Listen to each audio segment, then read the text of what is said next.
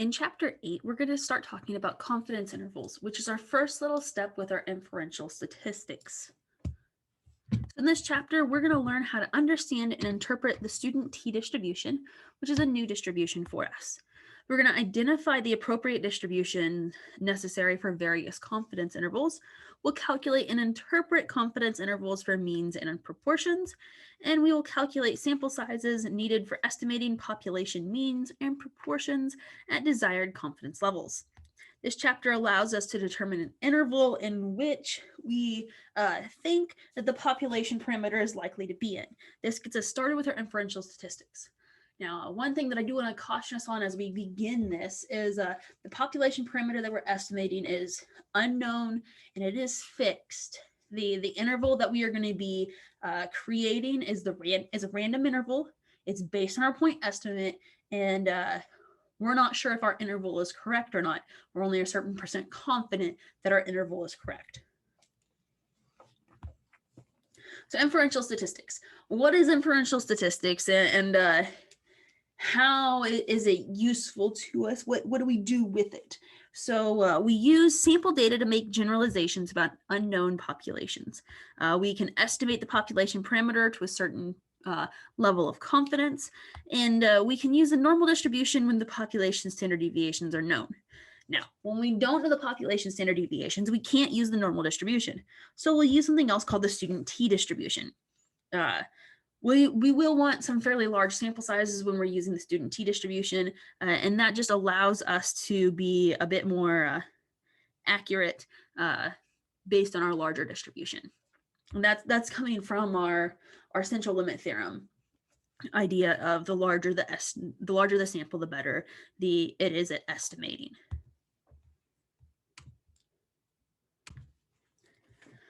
So confidence intervals, if you performed a study and you found a sample statistic and you wanted to say something about the corresponding population parameter, you could use a confidence interval. So confidence intervals allow you to state with a specific level of confidence an interval in which you believe the population parameter is in.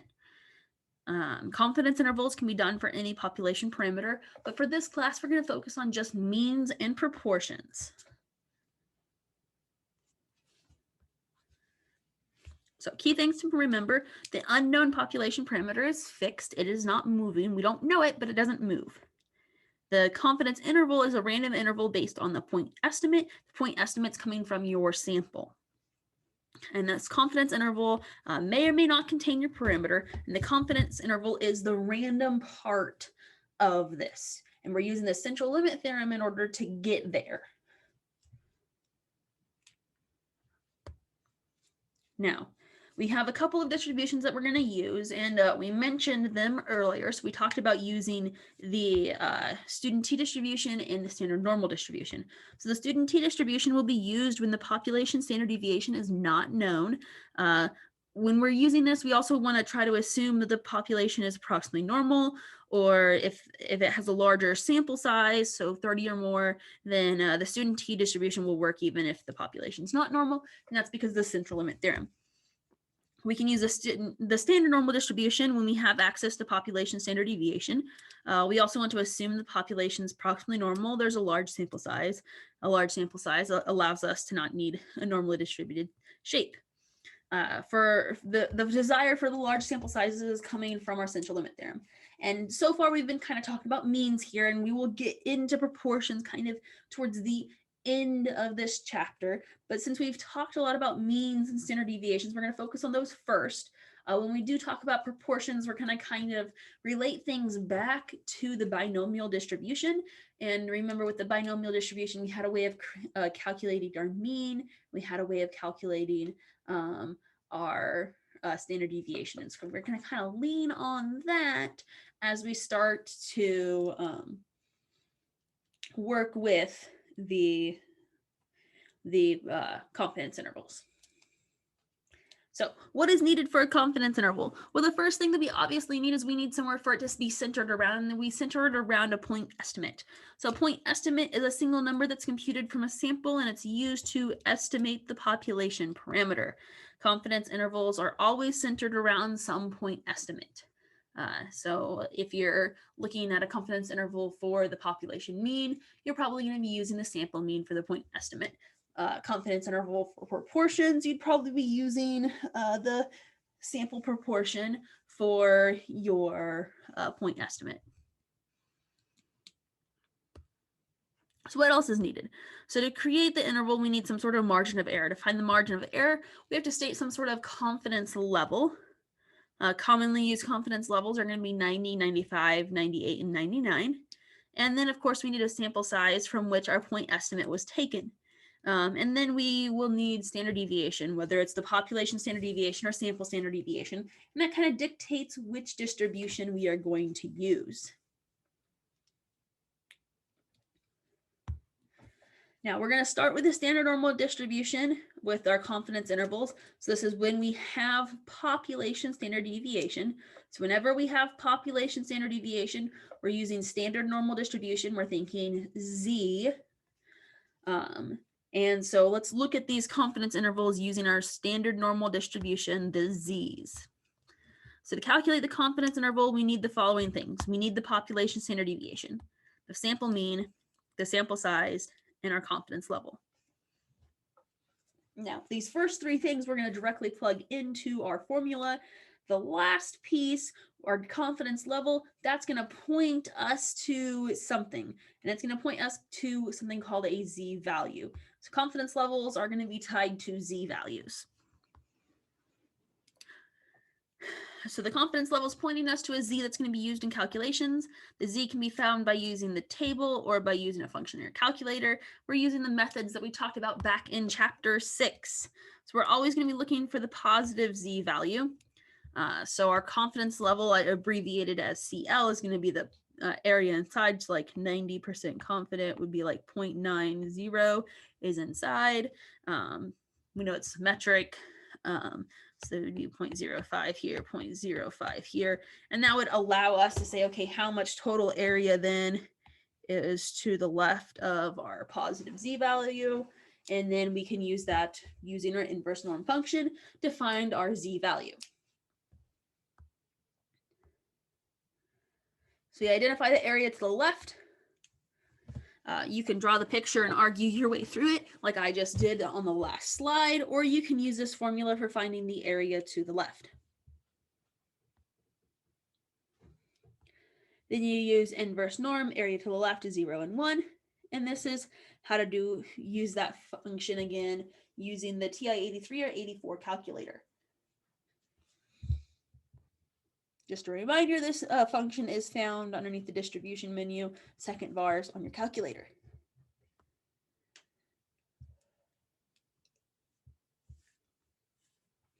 You can do it on a table.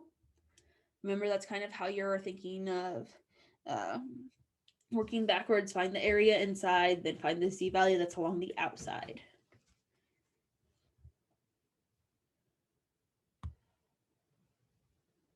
So example, if you wanted to find a 95% confidence level, and you know the population standard deviation, so you know that you're using the standard normal distribution, what Z will you need for your confidence interval?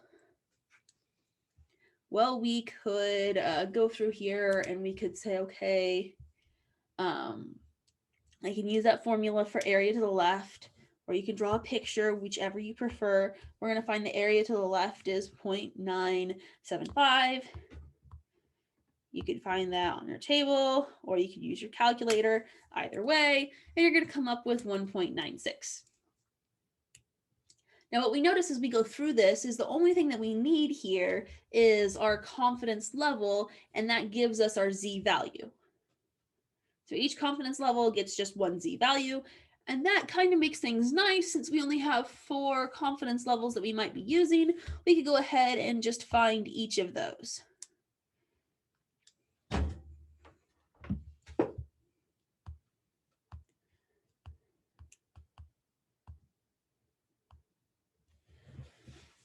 So knowing that, we can say that a 90% confidence level is going to have a Z value of 1.65, a 95% confidence level will have a Z value of 1.96, a 98% confidence level will have a Z value of 2.33, and a 99% confidence level will have a Z value of 2.58.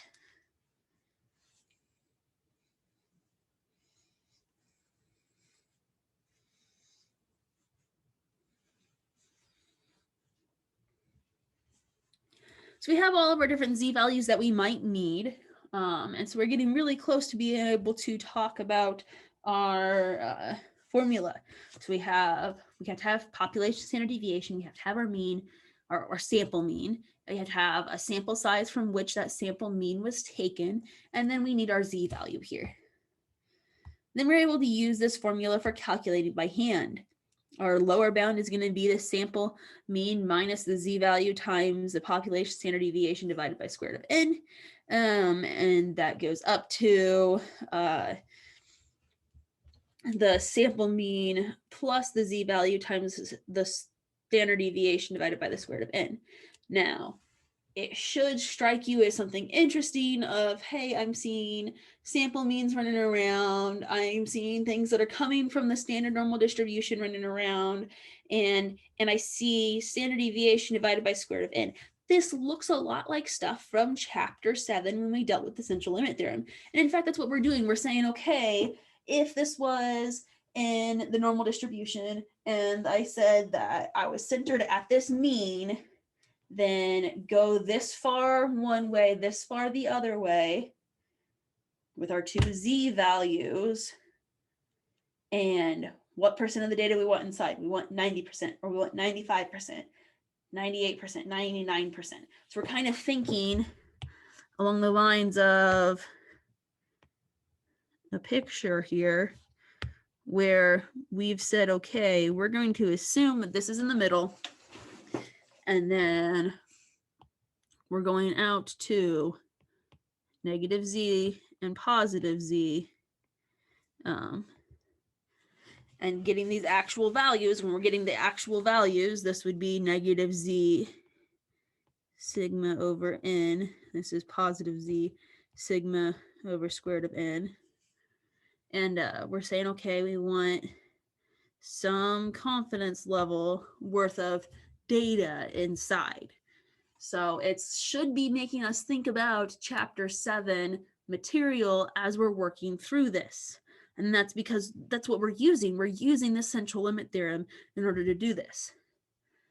Now, what you might say is this is super messy and like nobody's going to want to see an answer of, oh, I think the population means in this interval, here's a number, here's a number.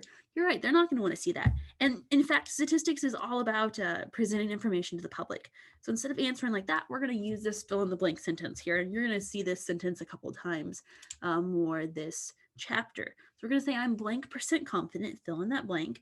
The population mean, since we're talking about means, of or for, fill in whatever you're talking about, is between blank and blank. So fill in your numbers. If there's units that go with your numbers, fill in those units as well. And then this allows you to present information to the public in a way that's accessible to them. So let's do an example. Suppose scores on exams and the statistics are normally distributed. Suppose that there's an unknown mean, but for some reason we know the population standard deviation is 3 points. A random sample of 36 scores is taken, and it gives a sample mean, so a sample mean score of 68. Find a confidence interval estimate for the population mean exam score, the mean score in all exams. Okay. So what are we doing here? Well, let's find a 90% interval for the true population mean of exam scores. So 90% interval. 90% interval, that is telling me that I want z equaling 1.65. I have a sample size n. I have standard deviation, and I have a sample mean. So I can take each of these things, plug it into my formula, and then I'm able to say that I'm 90% confident that the population mean for exam scores is between, simplifying each number here. So we have first number simplified right there, and second number simplified right there. So it's between 67.175 and 68.825.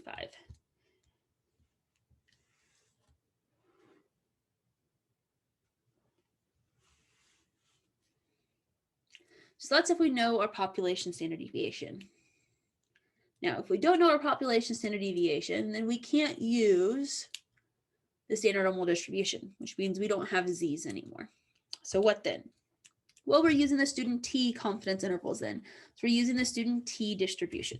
So we have to start by talking about the student t distribution. What is the student t distribution? What does it look like? How is it useful? How is it related to the normal distribution? Those are all very important questions that we should answer.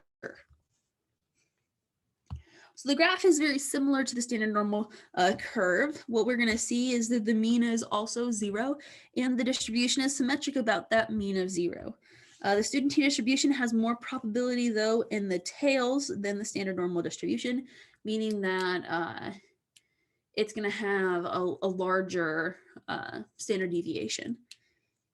The shape of the student t distribution depends on your degrees of freedom. So the larger the degrees of freedom, the closer and closer you are to a standard normal distribution. Degrees of freedom is going to be your sample size minus 1. And as the degrees of freedom increases, the graph becomes more and more like the graph of the standard normal distribution. Now, using the student t distribution is going to give us slightly better estimates than using the standard normal distribution whenever we do not have the population standard deviation.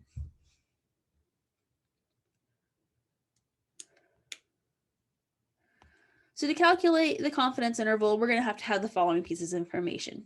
The standard deviation, which would be this sample standard deviation here, your sample mean, your sample size, and then your desired confidence level. Now, just like before, those first 3 things, those are going to get plugged directly into our formula. The last thing, our desired confidence level, that's going to point us to something similar to a z value. But since we're in the student t distribution, we're going to call it a t value. Now, we need more than just the t value to get us to, more than just the confidence level to get us to our t value. We're going to need the degrees of freedom as well. So using your confidence level and your degrees of freedom, we'll be able to calculate a value for t. The t can be found using a table, which you can find on Blackboard or by Google if you want to, or you can use a calculator. If you have a TI-83 calculator, unfortunately, your calculator won't have this function on it. If you have a TI-84 calculator, it should. And other calculators, I'm honestly not certain. But so we're going to use both the table and the calculator methods for finding at least one t value together today. So our sample size is going to give us our degrees of freedom, and then using degrees of freedom, we will, and our confidence level that we want, we will find our t value. So degrees of freedom, remember, is your sample size minus 1. And we need to be able to determine the area to the left. So like we did before, we had said at 95% confidence, how much area is to the left then? The area was 0.975. We did that on our example earlier when we were looking at our standard normal distribution.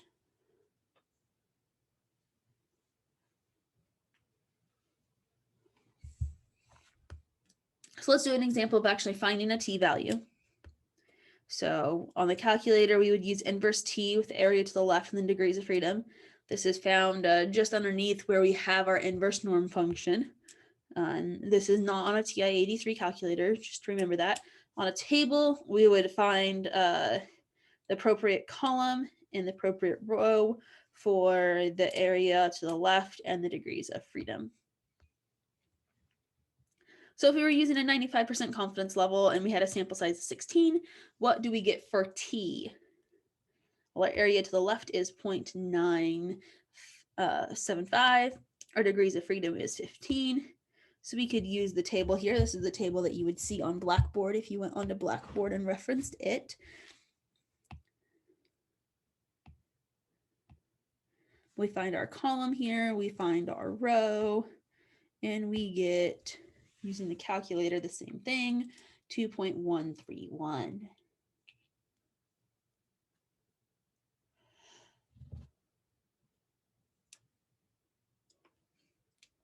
Now notice that if I just change my sample size, thus changing my degrees of freedom, I change my value for t.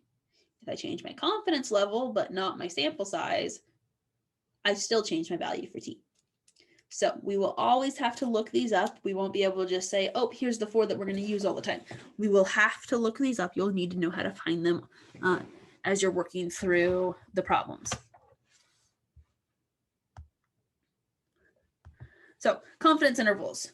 Well, we said the first 3 items, the sample mean, the sample standard deviation, and our sample size, those are plugged directly in. And then we're also going to need that t value, which we now know how to find. So we have our interval.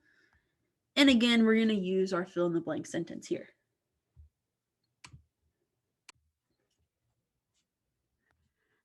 All right, so let's go ahead and do a confidence interval where we calculate it by hand.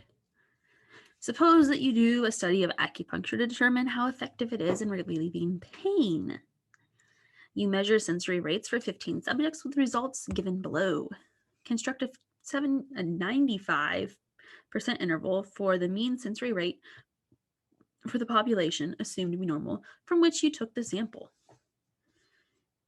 So the first thing we would have to do is we'd have to go ahead and calculate the sample mean, the sample standard deviation, sample size, degrees of freedom, area to the left, and the value for t.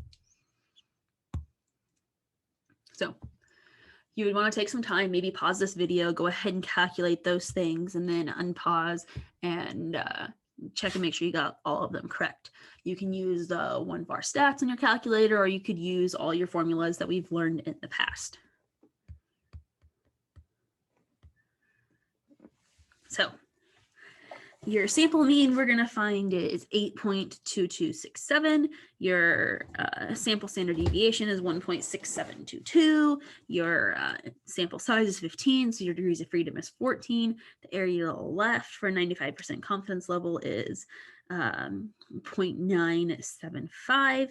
So that's going to give us a t-value of 2.145. So we plug all of that into our formula, and we end up with a confidence interval statement of I am 95% confident that the population mean for sensory rates is between 7.30 and 9.15.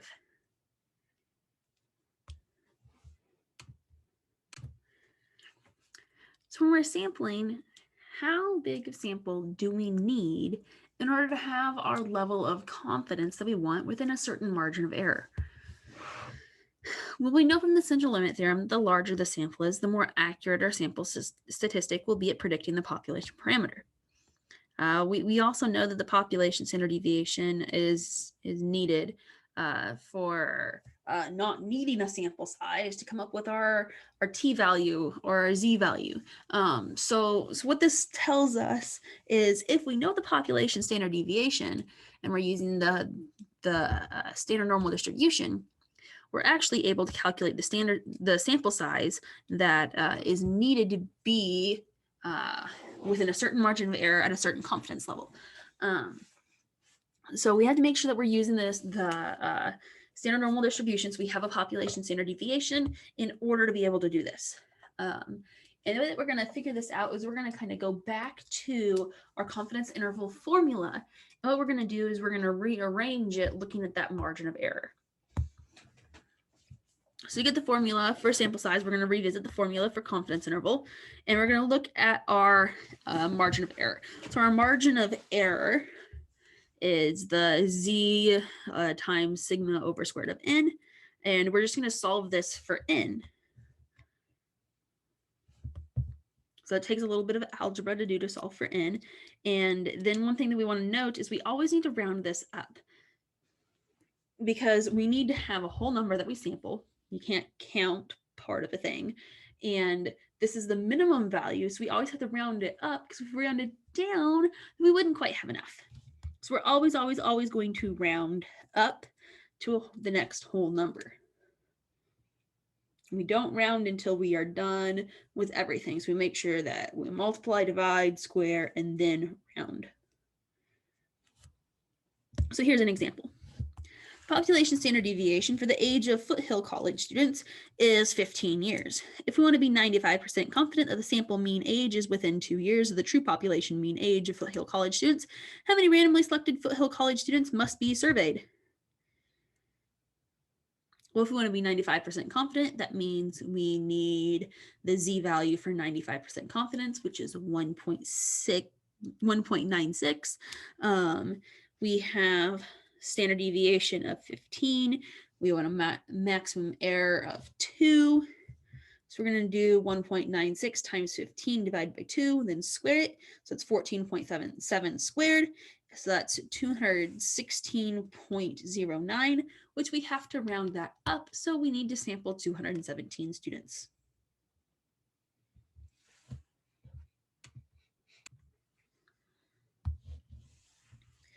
Now, we've done our confidence intervals for means, and we've looked at, okay, if we're working with means, how many do we need to sample to be within a certain margin of error at a certain confidence level? But now we want to look also at proportions. So confidence intervals for proportions. And really, what are proportions? Why are proportions even necessary? Why do we need to look at them?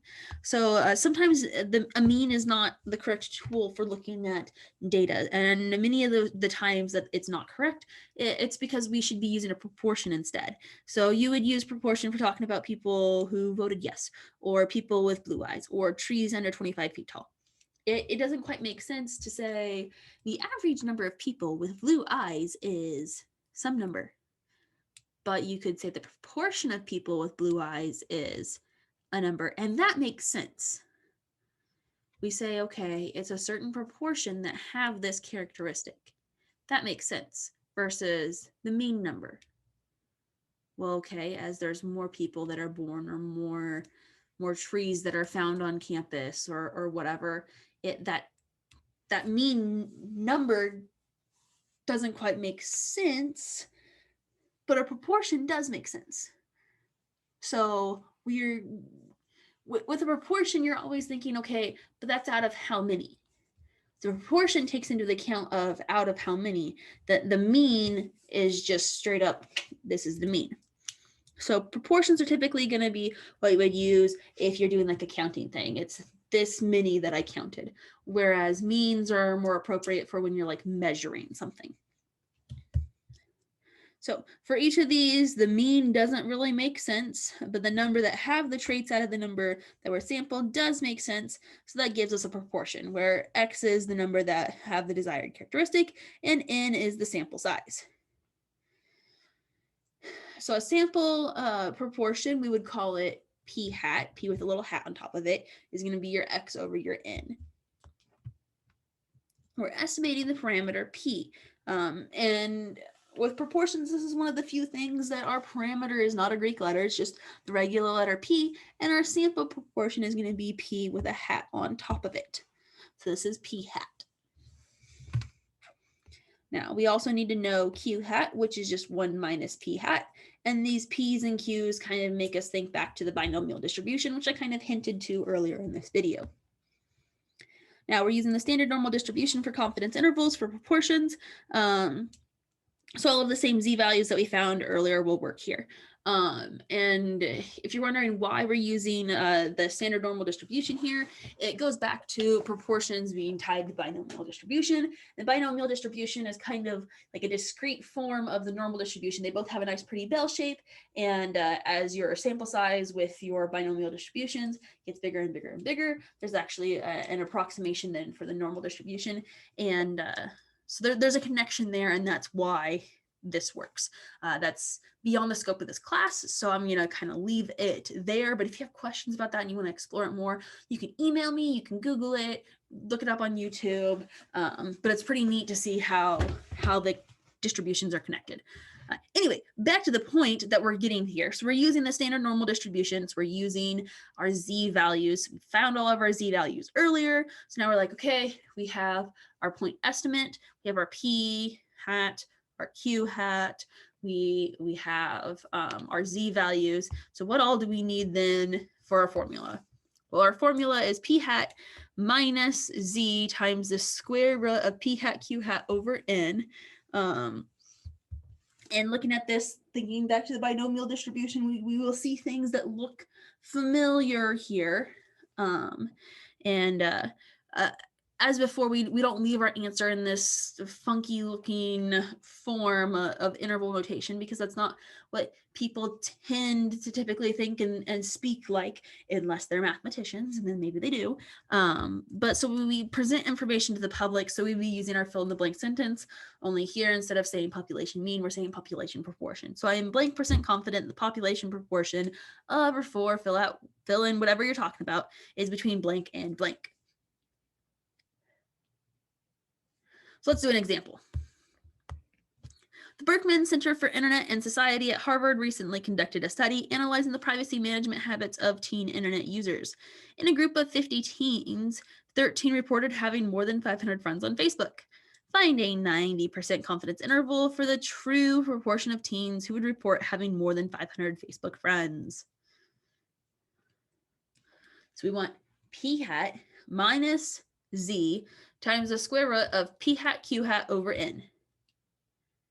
And then p hat plus z times the square root of p hat q hat over n. A lot of fractions running around in there, so make sure you're being careful as you're typing this into your calculator. And we would get, I am 90% confident that the population proportion of people with more than 500 Facebook friends is between 0.1576 and 0.3624. Now this brings us to thinking about how large of sample is needed when we are working with our proportions. So we can do a similar sort of thing, with our formula as we did before. So, the larger the sample, the better it is. So our proportion problems, we don't have to have information about the population for finding the sample size. So that's helpful. We just need to know the confidence level and the margin of error that we're willing to allow.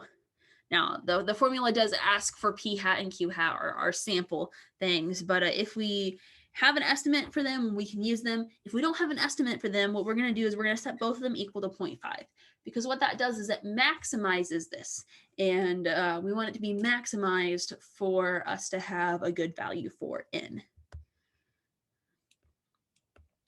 So we find our margin of error, solve for n, we always round up. So again, there's a little bit of college algebra that you would need to do as you go through this, but you can check it if you want to. Otherwise, you can just use the nice formula that I have for you here, always remembering to be sure to round up. And if you don't have an estimate for p hat and q hat, do use 0.5 for each of them.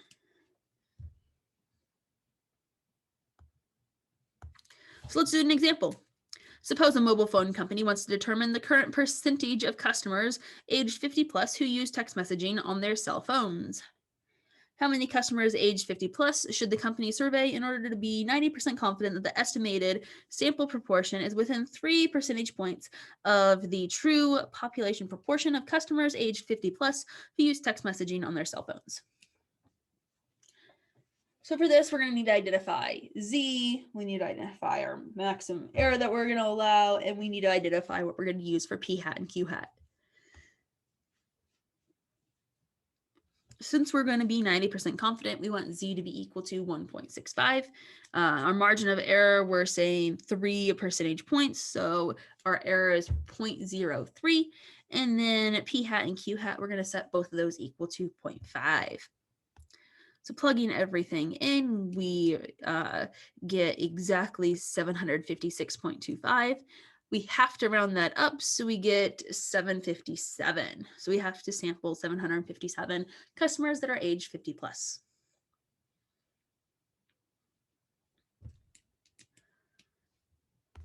Calculators. Technology for the win. All right, so our calculators do have a few functions that are going to be handy for this chapter that I didn't show you to begin with, just so you could kind of see how our confidence intervals are working and how they relate back to what we've done so far with the central limit theorem. So some handy functions on your calculator. The confidence interval for the student t-distributions is going to be called the t-interval. The confidence interval for the standard normal distribution is the z-interval, and the confidence interval for proportions is 1 prop z int. Each of these can be found under stat and then tests.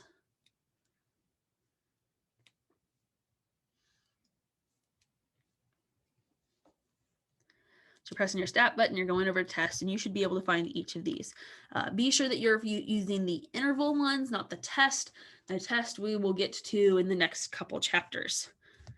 So let's go back through our examples that we've done already using the calculator instead of doing it by hand. So we're finding the 90% confidence interval, 90% confidence interval when we are dealing with the exam scores. So we know the population standard deviation is 3. We have a sample size of 36, and we have a sample mean of 68. 90% confidence.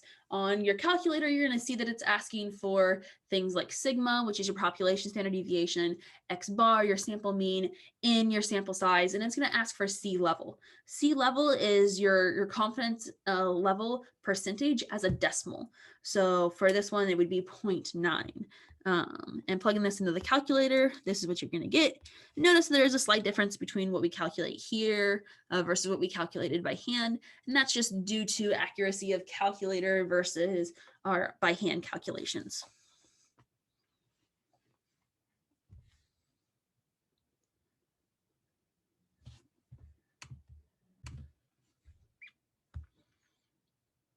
Our next example was when we used the student T distribution. So we had the acupuncture example. We were constructing a 95% interval here when we had 15 subjects. And before, when we did it by hand, we had to go ahead and calculate sample mean, sample standard deviation, and all of that. And we could, have used the 1-bar stats function on our calculator by putting everything into a list. And that was by doing it by hand. Now, if we're doing this on our calculator, what we're going to do is we're going to put all 15 numbers into a list. And then we're going to go use the t-interval function using the data setting. Using the data setting, we just need to say, okay, hey, I'm using this list, and then tell it our confidence level. Our confidence level here is 0.95. We'd be able to say I'm 95% confident. Population mean for sensory rates is between 7.3006 and 9.1527. Notice here that we have a slightly more accurate, meaning more decimal places, answer using our calculator than by doing it by hand. So we are getting some slight differences doing it by hand versus using the calculator.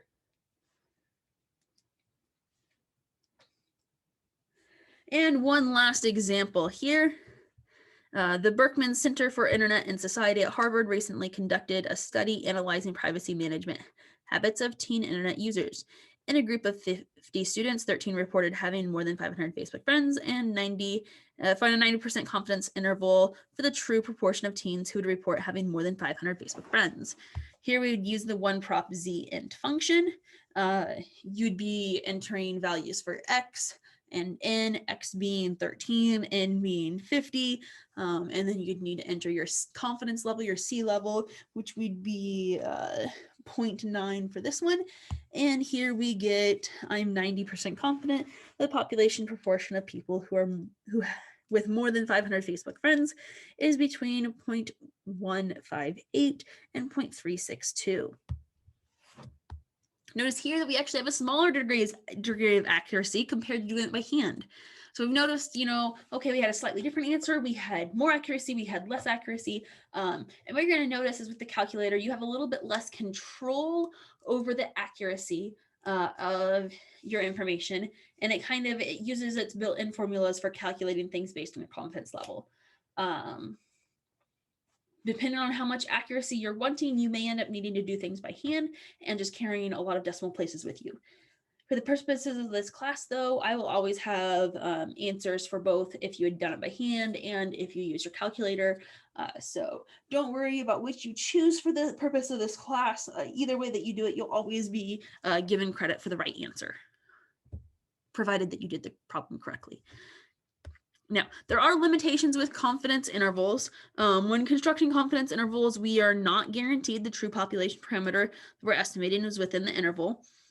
Now, the more confident you wish to be, the larger the interval has to be, which sometimes it's hard to collect more data, but then you want to be more confident. So it's difficult sometimes. And when selecting sample size to have a high level of confidence and a low margin of error, you need a really large sample that you're taking.